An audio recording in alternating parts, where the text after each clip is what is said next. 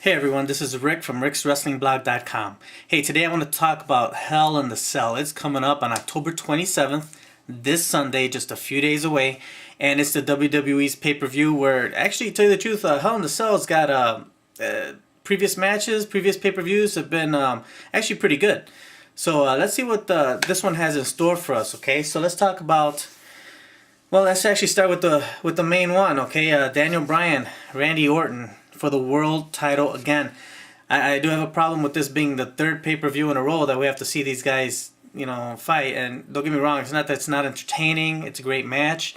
But 3 times in a row we're watching the same match.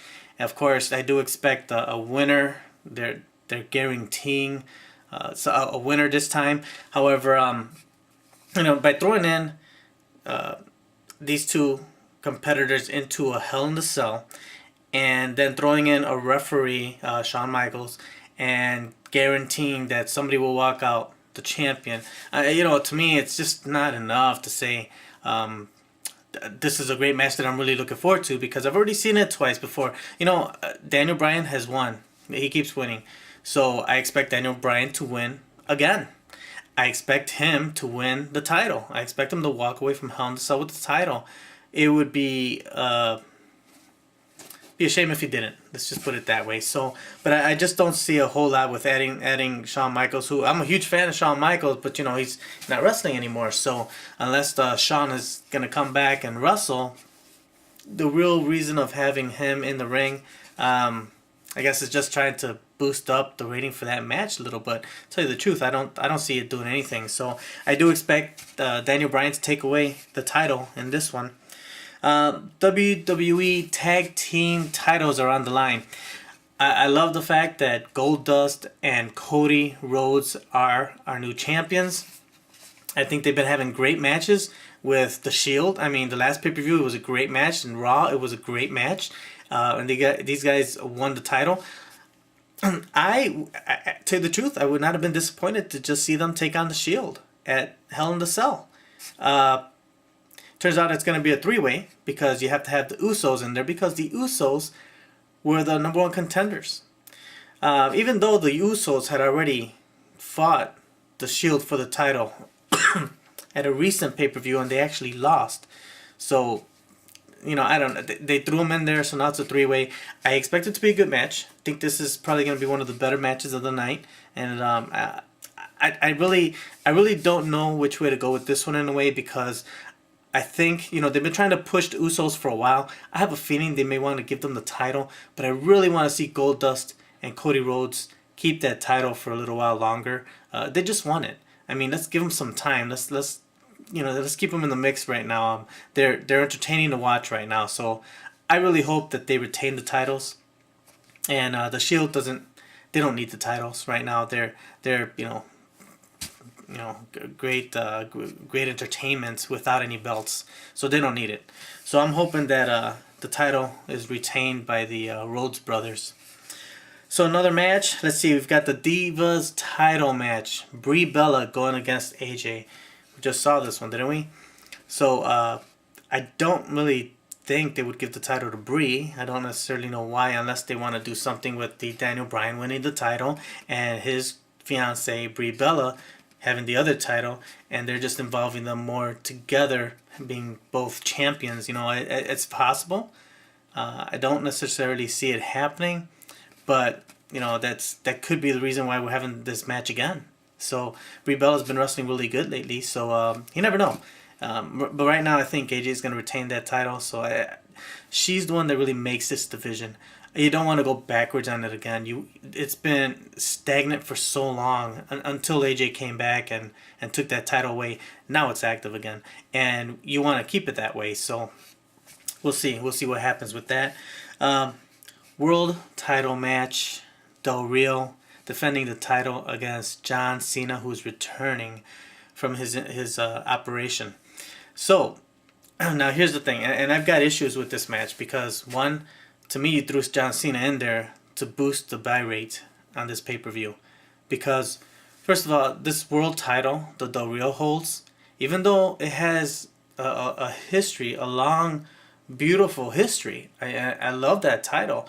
The only thing is that in the last few years, the WWE have taken that title and, have really treated it as somewhat of a mid-card title. I mean, it's still higher than the mid-card. However, all sorts of people can win that title. Now, this is a title that had a lot of prestige, okay? This is the title that, Ric Flair won at one time. Triple H had, Sting back in the days. I mean, back in the WCW days, this was the big gold, This is the big names had this title, and even in the Attitude Era, you talk about The Rock, The Undertaker, Stone Cold Steve Austin, Shawn Michaels. There's so many that had this title. So this title was huge. This title really meant something. But if you look back for the last 2 years or so, and you see who's held this title, it's not, I mean, don't get me wrong. I like Del Rio, and he makes a great champion. He really does. But I really have a problem when the WWE takes a person. So, for example, I'll give you an example. Damien Sandow. He won the Money in the Bank briefcase. Okay? We expect him to win the world title. But what's he been doing in the meantime? In the meantime, he loses to everybody. I mean, he loses to Santino. He's losing to it doesn't matter who he's wrestling. He's pretty much losing. At least 9 out of 10 times. Well, but then you're gonna give him the title. Eventually, he'll be the title. Okay, let's go back a little bit further. How about Dolph Ziggler? Dolph Ziggler won the Money in the Bank briefcase. He was waiting his time, but in the meantime, he was losing match after match after match after match. Then eventually cashed in on the title and got it. Mind you, he had an injury, concussion. And shortly after that, he defended the title. I think that was his first time he defended it, and he lost the title. And he never regained it back. I wonder if he upset some people somewhere, because he was supposed to be getting a push, and I don't know what happened, but that push sure didn't last. So anyway, but Dolph Ziggler, jobbing to everybody. But, he won your title. Sandow, jobbing to everybody right now. But guess what? He's probably going to win the title and be the champion. I mean, it's not... I don't like it. I don't like it at all. Now, Del Rio's been doing a nice job. He beat RVD. He beat... who was it before then? I'm forgetting now. But I mean... Ziggler, actually. But here's the thing. He is giving good competition. He's being a good heel. He's making us fans want to hate him. And that's the way you really have to be if you're the heel. But he can wrestle. He can fight. He can talk. I mean, he's got the whole package. So he makes a great bad guy. So he, in my opinion, has elevated that title. Not at the highest level that, it could be. But he has elevated it. So, but here's the thing. John Cena's going to come in and all of a sudden not win that title. Because of why? Do they want him out of the WWE Championship? I don't know. So, I see this match going on. I do not see John Cena winning the title. I don't see John Cena losing this match, though. So maybe Del Rio will get himself disqualified or counted out or something. I don't know.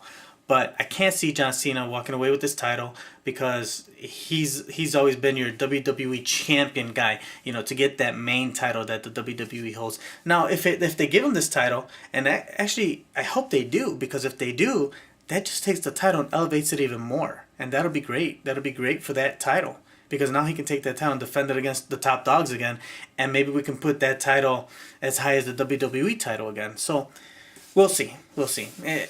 Right now, though, I don't expect Cena to win this match. I do expect Del Rio to somehow walk away with the title. Not necessarily beating Cena, but he'll walk away with the title. Alright, CM Punk versus Ryback versus Heyman in a Hell in the Cell match. Oh, I love CM Punk. I've said it so many times before. A huge fan of CM Punk. We are here in Chicago, so... please, get him away from the Ryback Heyman situation already. I know it's like the WWE has no other ideas what to do with him, but it was a great idea in the beginning. But it's taking too long. It's taking way too much time.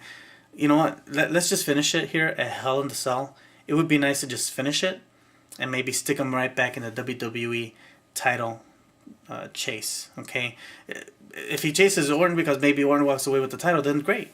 If he chases Daniel Bryan, I don't think they're gonna want a Daniel Bryan and CM Punk type of situation.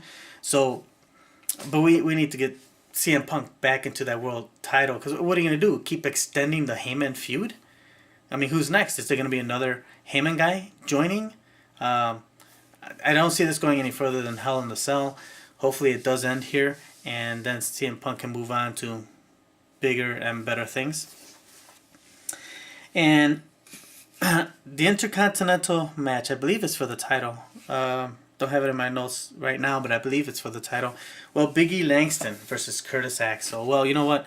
I like that now they're going to give Big E Langston a boost. They're going to give him a push. They want to elevate him. And I think this has been a long time coming because, I mean, come on. Didn't he just lose the other day to Santino? Not good. So it's not... You got a big beast like this guy. You can do a lot of things with him. Honestly, I don't... this one is really tricky for me because I like Axel, but they don't do much with Axel. He's had the title, but who does he defend it against? Oh, okay, he beat R-Truth, who has also beat him. Oh, he beat Kofi Kingston, who has also beat him. I mean, but where is the real challenges? I mean, why isn't he fighting the real big dogs, you know? You know, he's... put him up there at least against The Miz. The Miz isn't necessarily the top dog, but he's up there. Not necessarily, you know, get him against Dolph Ziggler. You know, give him some competition. But Axel needs to win some good matches against some higher caliber wrestlers, and that's not happening. It hasn't been happening. So he's holding that title, but what? Just because there's no one else better to hold the title?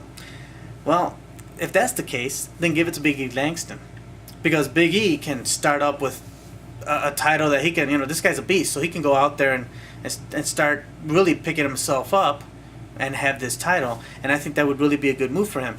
But I can go either way on this one because I actually would like to see Axel start winning some good quality matches.